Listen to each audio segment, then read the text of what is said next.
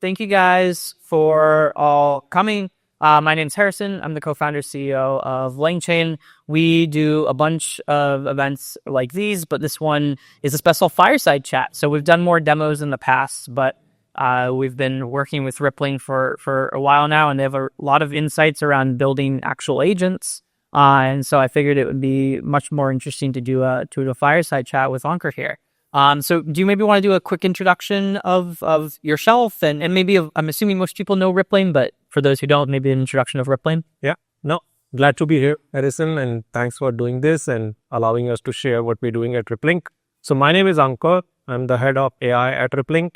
Rippling, if those of you who don't know, is an incumbent suite with HR payroll benefits on one side, with IT solutions with identity and device management, and then on the finance side with corporate card, travel expense. So it's entire suite for people starting now as AI founders. Maybe some of you are in the crowd, to larger companies like Android, which are running almost 5,000, 6,000 employees on entire platform.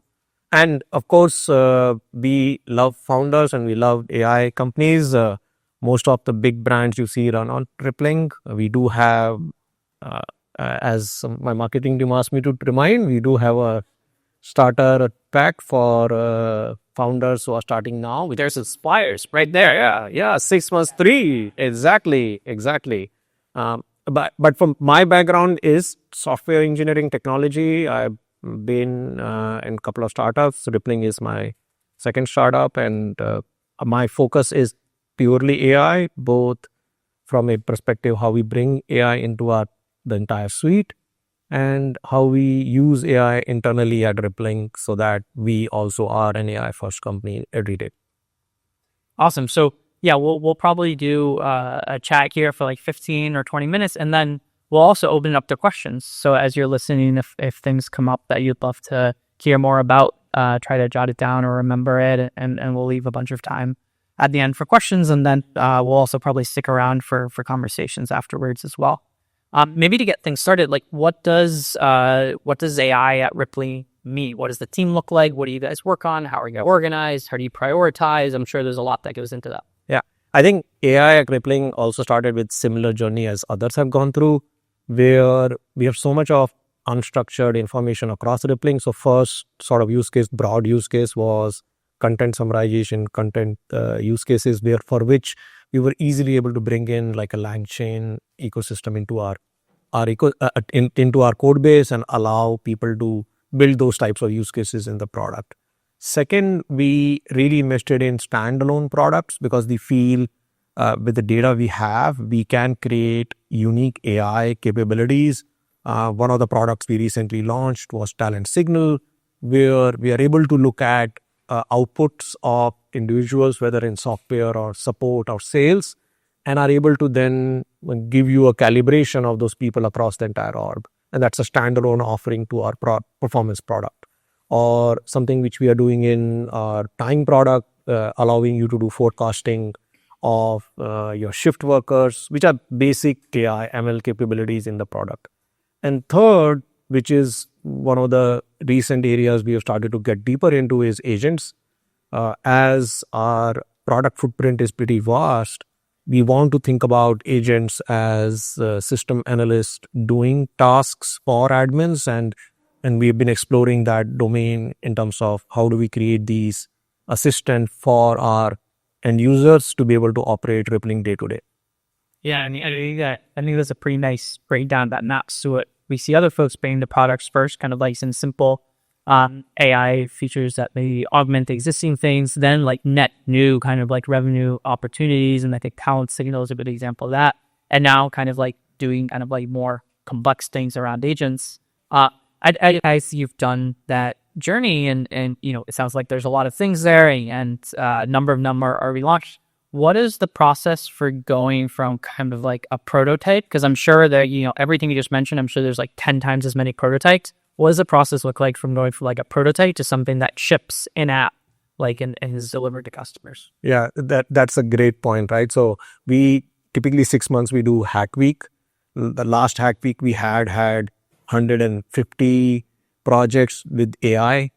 out of which I think 50 of them reached completion, right? So And is that like is the happy for all of engineering or like all across all of everywhere? yeah. And essentially, as part of our since the time I've been now rippling at 7 months, we made sure that we have access to all the latest and greatest AI tools. So we have enterprise contracts with OpenAI, with Anthropic, with Google. So that allows us to have the access to all the latest tool set. But then we have technology partnerships like with LangChain or with other sort of AI solutions out there. So that way people have access to, to innovate with AI, right? Because a lot of these ideas are coming from bottoms up in terms of people thinking about the customer, thinking about the workflows and coming up with ideas. There is also strategic thinking around rippling in terms of the go-to-market we are aiming for. So, for example, IT is a big push for us. We are going big in standalone IT. Finance is a big push for us. We are doing standalone finance product line, and we are going global. So, in those areas, as part of the product capabilities, there is a added incentive since we've created these primitives for people to know that, okay, these three patterns exist. How can they then leverage it in IT, or how can they leverage it in finance and travel as a product we just created? And that happens a lot more of collaboration between product design and the AI team, where we are brainstorming on the use cases and mocking up or prototyping in our examples. So it's a combination of both sort of product-led, strategy-led, top-down, and then bottoms up in terms of innovation where people are observing and wants to automate things with AI.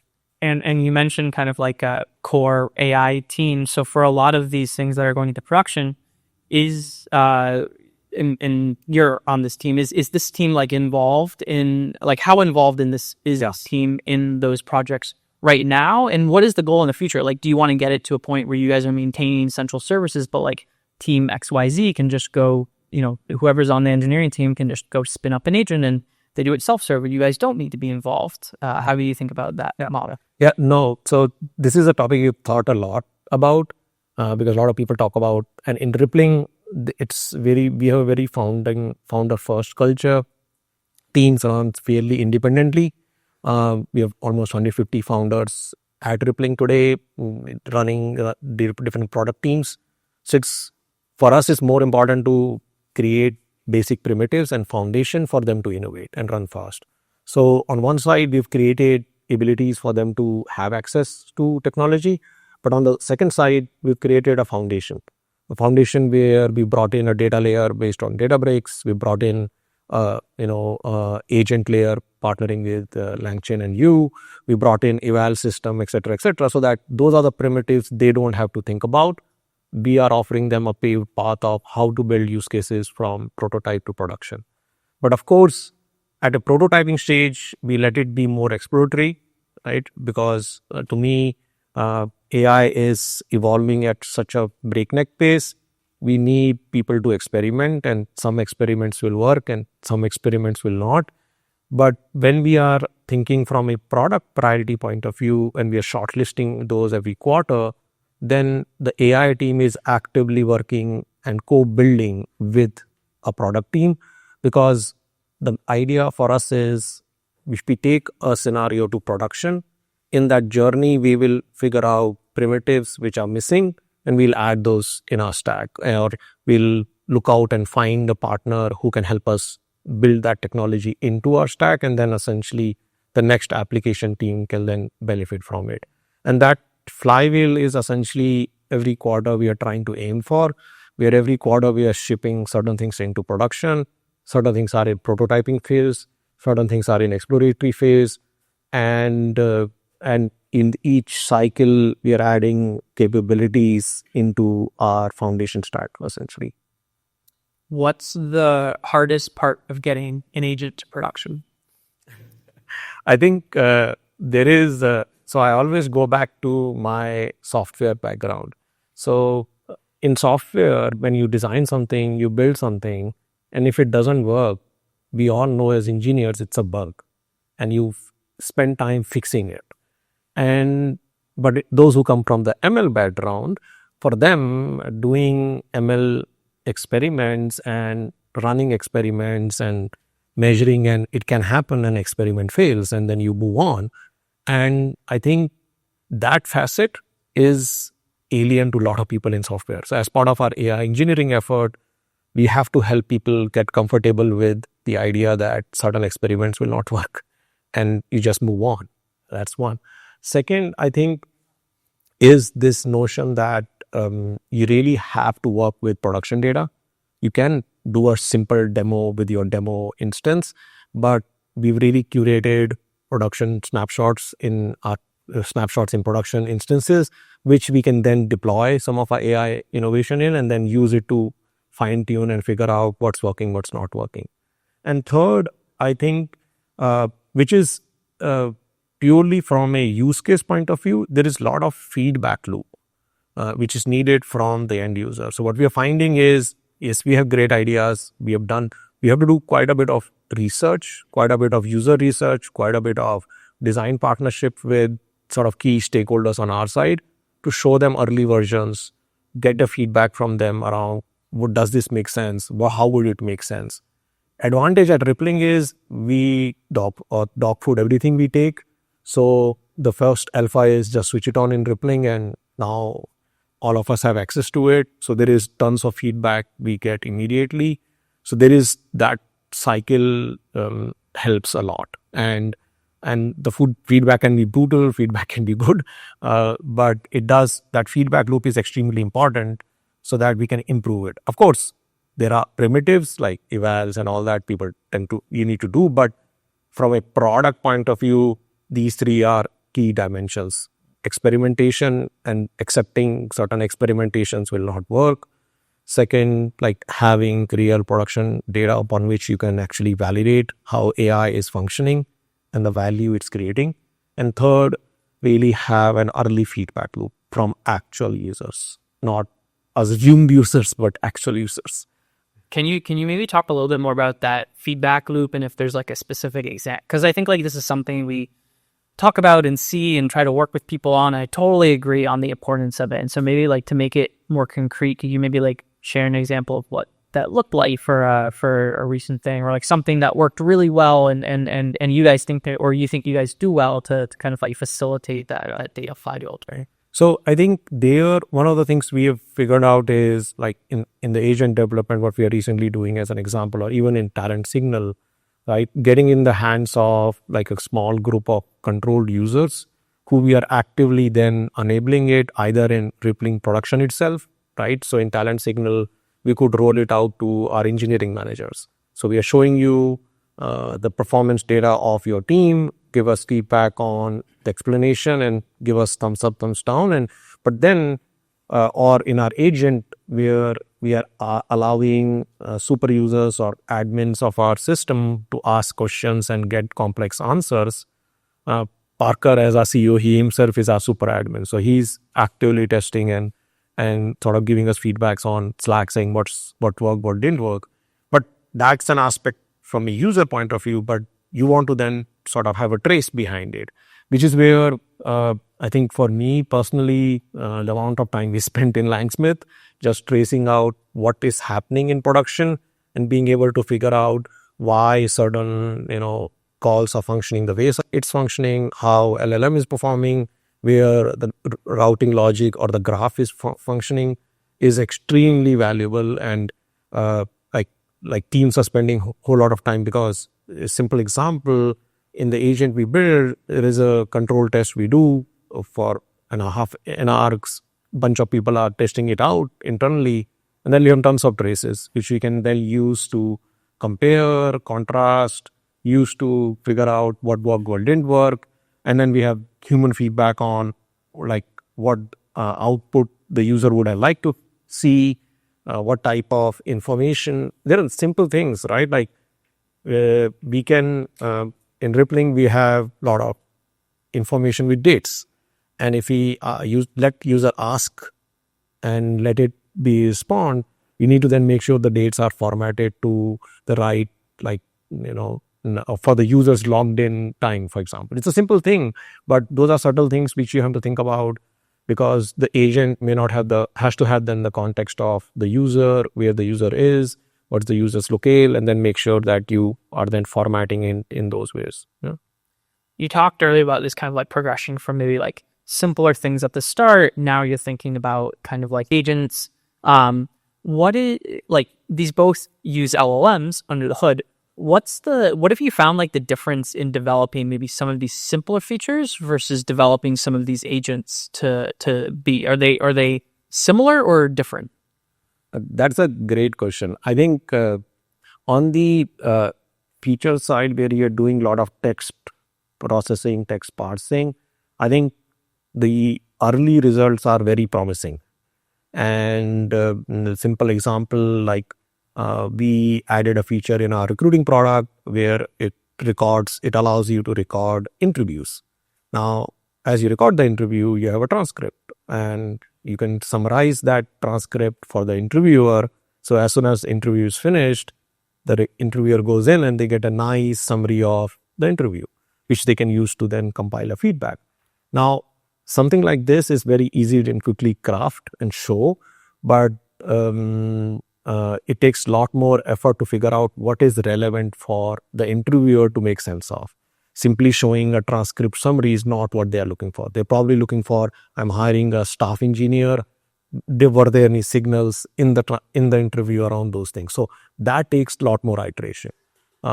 In the agent side, the first step itself is quite complex. That's one of the things I realized, that even though you have a very simple sort of problem space, that, okay, how we're thinking in payroll, and you're figuring out why a certain individual didn't get paid, and we are going through the payroll information to figure out where, maybe you changed your country or you changed your address, and that's why your deductions is not done correctly.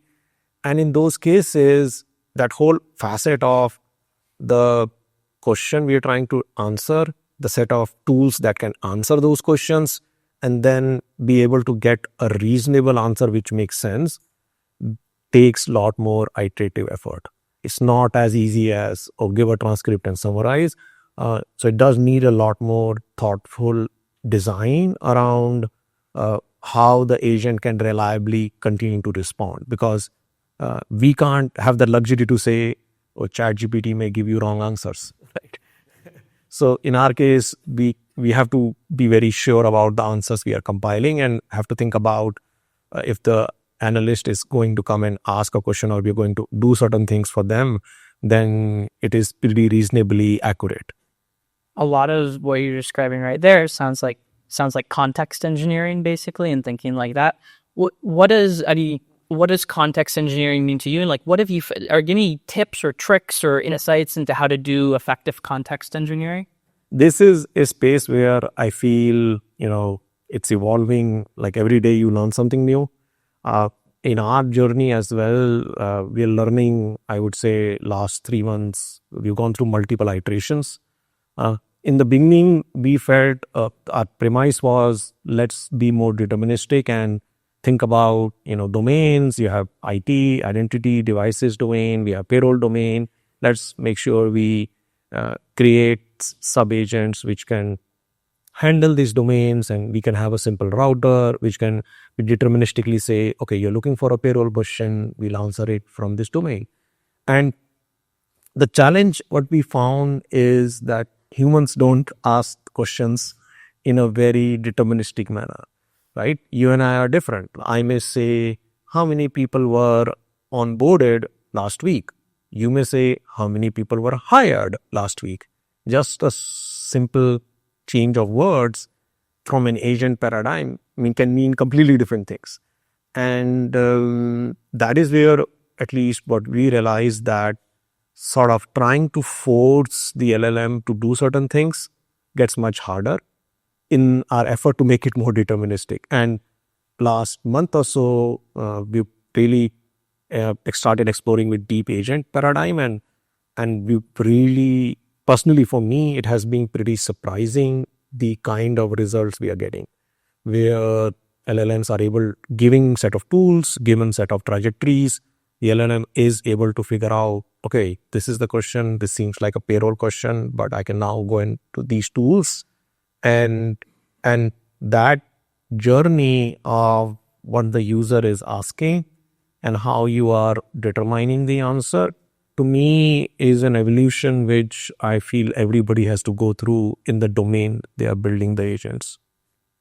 Maybe on that note, like, what do you think the next month or next, like, what do you think the evolution will look like as we continue? I do feel there is a lot of, and like maybe it's controversial for me to say, but I do feel there is a lot of belief out there that we need to do more workflow centric agents and make them more deterministic and repeatable. What we are finding is that people are not, the situations where we are using these agents, they are not defined in a box. There is a lot of unknown cases that will happen in real world, and agents are not able to handle those. And simple example, we built a sales briefing agent which takes the intro call as AE had with a prospect and summarizes it, puts it in Salesforce, creates a document, nice deterministic workflow agent. But maybe the customer asked some questions around security and legal. This is not in the flow. And AEs then means, so what's happening is, it's not agent is not working. It's doing what it is supposed to do deterministically. But the human AE does not has the luxury to say, oh, agent is doing this job, I don't have to do anything. The AE is still has to validate and verify. It's similar to, as engineers, what you are observing in coding, that even though agents can generate code, you still have to verify the code, test the code, and so that's what is happening in all those places. The paradigm which we have, I think I found started to work very well is where you really lean into the power of the LLMs and let them, because they can do reasoning, they can do thinking, they can do judgments. So giving ample context to them of the problem you're looking for and the set of tools with a certain planning step is getting much better outcome, which is not norm in the industry as of now. So my hope is, as I see more and more people will realize that in the human world, there are a lot of edge cases and situations where you are relying a lot more on an LLM doing and handling those edge cases, but then give set of tools to it. It will evolve. It will answer and handle those edge cases quite well. And so, yeah, this maps very nicely with a lot of things that we've been seeing as well, where I think like close to 2 years ago, we launched kind of like LangGraph, which we think of as like a lower level framework. A big benefit of that is creating like things between workflows and agents. And definitely 2 years ago, like the quote unquote agentic systems we saw being built were like very much had a workflow component to it. And more, we've now seen that with like Claude Code and Manus and Deep Research, they're getting more and more agentic. And we released a package called Deep Agents, which kind of like helps build these more like agentic agent harnesses, or it is an agent harness basically. And so, I guess maybe my last question to you, and then maybe we can take some questions from the audience. Do you think all agents in the future will be like deep agents, or do you think there's still a place for some of these workflow agents or simpler or not deep agents? I think the way I sort of see it is that what is workflow essentially is a predefined path with state so that it is accurate and repeatable, right? Because specifically in terms of like domains like ours, when you're asking a question about a device or your payslip or your deductions, right, it has to be fairly accurate enough. And in those cases, there are various ways you can get that accuracy. You don't need to be a workflow for that. But there are, in certain cases, there are sequence of steps which you may have to do to accurately, specifically when you want to take actions. So read, it's quite okay, but when you have to take actions, there is transactionality, there is, sequence in which data has to be captured, that a certain deterministic steps may have to be built in, which you could think of that as a workflow step. But to me, you could also think of encapsulating it as a tool, which is accurately doing certain things and then letting the LLM know that if you want a certain action to be taken, I will take this deterministically. And we've also explored that practically, that we are finding that places we have workflows which are taking specific actions and doing certain things predictably are good tools to actually plug into our overall agent design, because then we know they will accurately do the task we want it to be done. Yeah, that makes a bunch of sense. Yeah. Maybe we can open it up to some questions now. Do we have any questions in the audience? One right there. Yeah. Yes. From the perspective of security and privacy, how do you guys handle the user data, especially when being handled by the agents or throughout workflows? Either it's with internal agents or agents from another companies, especially with external ones. How do you handle the security compliance of the information and then the regulations like GDPR and CCPA? How do you ensure that not only your company is handling that, but as well the data that you handled over to the other companies that may be partners handle that data as well? So in case of rippling, I think it's a lot more managed well enough for us. So in two directions. One, I think when we are thinking of AI in our product, we are thinking of really AI inside the product, right? Because if companies like Anduril is running their entire business on us, right, they are counting on us to reliably deliver the service. They are like, employees managing their benefits or managing devices and managing identity. And in those cases, at least the AI agents, when we are building, are very much specific in the context of that customer, that account, even that user. And essentially, when the user is, we are even, and from enterprise system, permissions is a pretty complex topic. So they'll try for the agent to inherit the permissions from the user who is actually asking the agent to do a certain task. So then the agent inherits the persona of the user. So if it's an admin, then it takes the admin persona. If it is me, it will sometimes tell me, Ankur, you don't have the permission to get Harrison's salary, like that you can't get. Right? So that's how we handle it in terms of agents we are doing.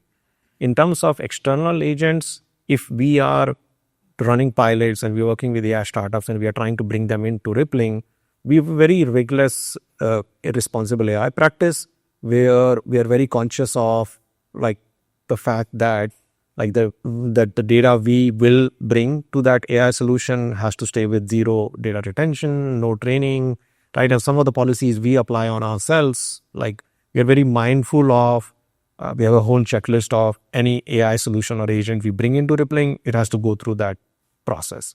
And in a lot of cases, we've had scenarios where we did initial pilots, but we had to shut it down because it didn't fit our reliable, responsible AI practices, basically. Thank you. Any other questions? Right there. So there was a recent report by Wired in terms of agents starting to make money. Only 3% are able to capitalize on the, Upwork and freelance economy, especially on Upwork.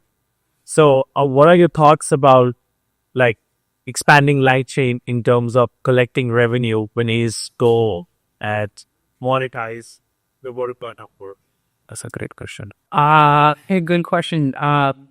That's probably not something that we will do, but I think that's a great company for someone to build on top of LangChain. I think, I think especially with a lot of the coding tasks, I think a number of like the coding agent companies have tried to use Upwork or Fiverr or some of these as benchmarks for like how well could an agent do the task.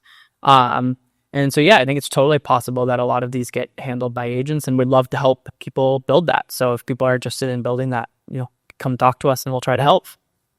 Yeah. Any other questions? Maybe back there. Yeah. Ankur, thank you so much. Question, the agent that you're doing right now are only plans basic, or are you going to also reduce operation costs? How are you going? Yes. Yes, in terms of use of AI, as I said, right, I have two parts of my job. One is bringing AI into Rippling products, but then work with individual teams around how can we add more productivity in terms of what they are doing. My personal view is about thinking of AI as not in terms of efficiency, but in productivity, specifically because there is so much for us to do in each area, whether it's marketing, whether it's recruiting, whether it's legal, whether it's finance. And in those cases, we are actively doing both build and buy in a certain ways, where depending on the use cases, it starts with simple agents which people are building using internal tools we have with Database and LangChain.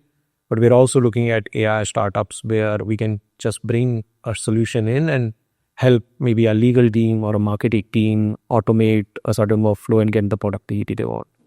Where do you see like is more excitement for internal use cases or for the external use cases? For me, I am an AI obsessive, and I love like how AI can add productivity everywhere. I feel genuinely that people who are building AI have to use AI every day, and it's really two sides of the same coin. So if a legal team uses AI every day, if a product team uses AI every day, a design team uses AI every day, the way they think about product AI in Rippling as a product, because they are our first users, will automatically be different.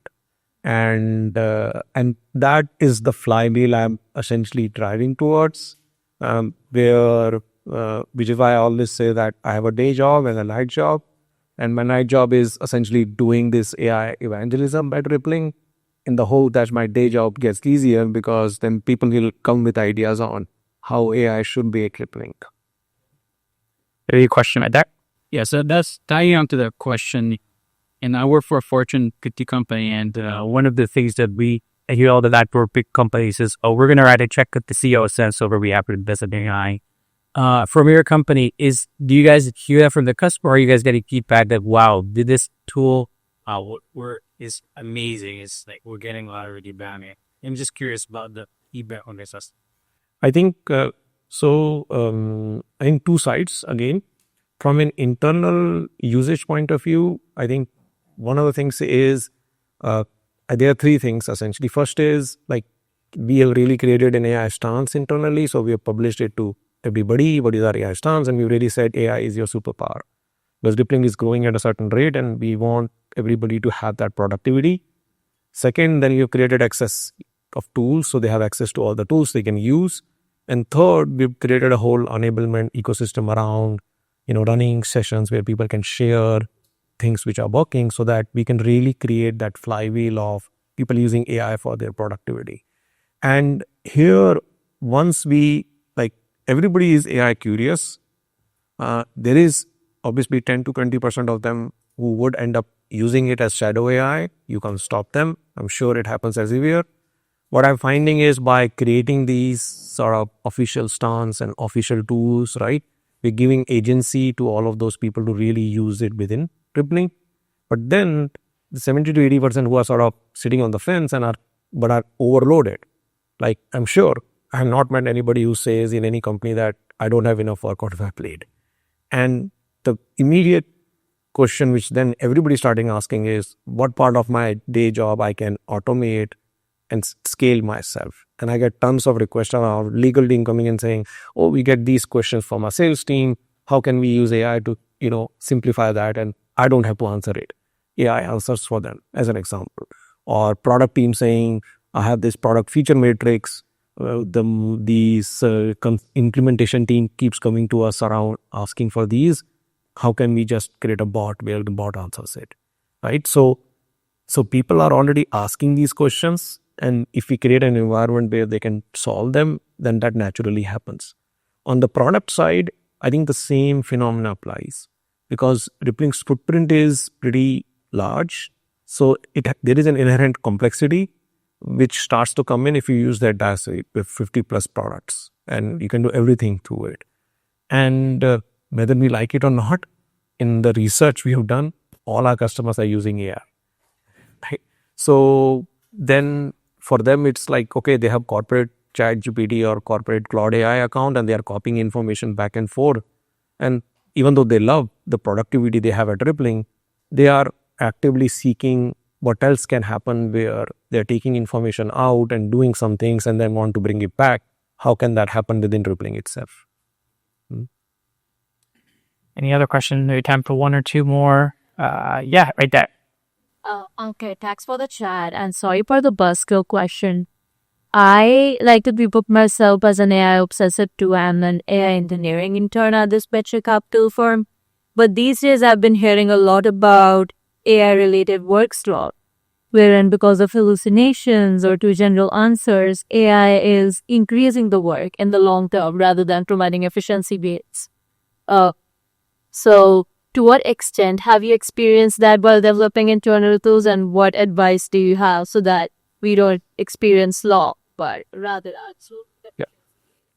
That's a great question. So the thing is that it goes back to context engineering, right? There are those who are able to do AI, use AI. So Rippling has a massive code base. If you use any of our coding tools, which people have access to, it's pretty easy for you to use Claude Code or Codex CLI or Cursor. You have access to all of that at Rippling to quickly create a feature request and fix some things, right? And but you still have to go through a review process, and that's where the role of senior staff or managers are starting to get a lot more important, where they still have to make sure that you are accountable for the quality, right? So one of the key principles we created in our stance was AI is your superpower, but you are still accountable for the code you're pushing to production. So as an engineer, then you are keen on feedback. Now, feedback can be human, but feedback can also be AI generated. Because what we also want is, if you're generating code and it is slop, then that feedback loop doesn't need to wait for a human. So we've also enabled AI code review tools and multiple of them. So Cursor Bug Bot or Codex CLI or Claude Code, so that engineers, when they're generating, they have accurate feedback on like the code quality and what it has.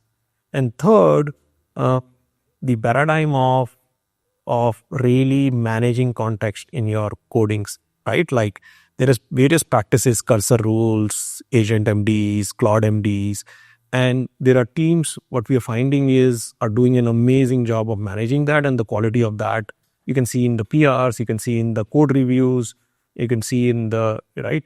And there, then it's a little bit of an active engagement, which I'm running what we call Spark sessions, Spotlight on AI at Rippling.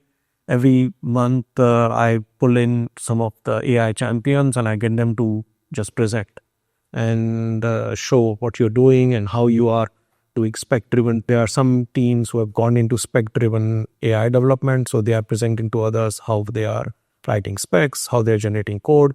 So it's a lot more of learning, which all of us have to go through, as long as you're creating enough guardrails in the system of highlighting where it's a slop, and people need to take ownership of it and resolve it. And the feedback loop has to be fast enough, because if they're waiting for a human to look at it and say it's slop, then like the duration like is too long, and at 2000 or 3000 line code PR, nobody's going to humanly review. So those are the kind of things we started to put guardrails on. We were even debating that, maybe we'll block, set limits on number of lines in PRs so that they can't grow, because it's very easy for you to spin up a big PR, right? So we are also starting to think about rules like that to incentivize, and those are guardrails essentially you need to have in the system. Cool. Maybe last question right there. My question is either to qualitative of limbs. So the more tests that I add to my agent, it either doesn't recognize that or isolate and positive by what to. Is there any standardization or regularization? How many number of tool calls could I implement? That's a great question. I think this is something we also debate, right? I think for us, what is exciting is with the LangGraph and now the LangChain 1.0, where now you have middlewares and you have agents of defining the tool properties in a standard manner. I think I think it's an ongoing problem which you have to figure out. But we have found works very decently well enough is, maybe contextualizing certain domains and creating subgraphs. So you can manage the context in which the user is asking a question. So I'll give you an example. We have a lot of tools, right? You can imagine from devices to, payroll to time and benefit. But we've been able to say, okay, if it's payroll related, so we have a subgraph in our agent, which is then focused on that. Then we can have trajectories to focus it on set of tools so that the context is not getting overloaded. And that, I think, is an important, I would say, tradition, which I actually give kudos to Harrison and the team in terms of adding in LangChain 1.0 and deep agents, where a subgraph and a tool is just a tool. So you can actually, so from a development point of view, it's not much different, but it helps you manage context by sort of guardrailing a set of tools in a subgraph and then be able to easily test and validate it, and then overarchingly have an overgraph or an orchestrator which is managing it. I'll maybe add in a few thoughts, and then I'll hand it back to you for any final thoughts. So if you have any call to actions, think of them now. Yeah, I mean, I don't think there's a hard and fast rule for the number of tools that can go in there. Like we've typically seen, order 10 to 15 is a good to kind of if you start to add more than that, you should maybe start to look at it. But this is where evals come in handy, and you can eval that and you can test that. What Ankur is kind of getting at, which I think is a term that Anthropic's been using a lot recently, is this idea of progressive disclosure, where basically the LLM doesn't have all the tools to start, but then if it knows it needs to interact with email, it can get access to these email tools. And so how does it do that? So sometimes it can be via a subagent. It might have a Gmail subagent, and that subagent has 7 tools specifically for that. This is where Anthropic skills kind of come in handy as well, where with skills, you can basically, there's a Gmail skill, and as part of that, there's some Python files, which are essentially tools that you can run, and you can look those up, and you learn about those on the fly. So you can still kind of have access in theory to 300 tools, but you just look at the ones that you need at a given point in time. One last interesting point here is we did a webinar with Manis, or Lance did a webinar with Manis a few weeks ago, and they talked about something similar around this idea of discovering tools. And one point that they made is that when you discover tools, you might actually not want to treat them as tools, because basically the way that the context is passed to the LLM, the tool definitions go kind of at the start of the context. And so if you're doing prompt caching or something, that will invalidate the cache and cause it to miss a hit and cause it to be slower, more costly. So what they do is they basically have a generic tool that runs other tools. And I think in their case, they just use Bash to run scripts, and I think they have an MCP to kind of script converter or something like that. And Anthropic actually wrote a blog post on that today.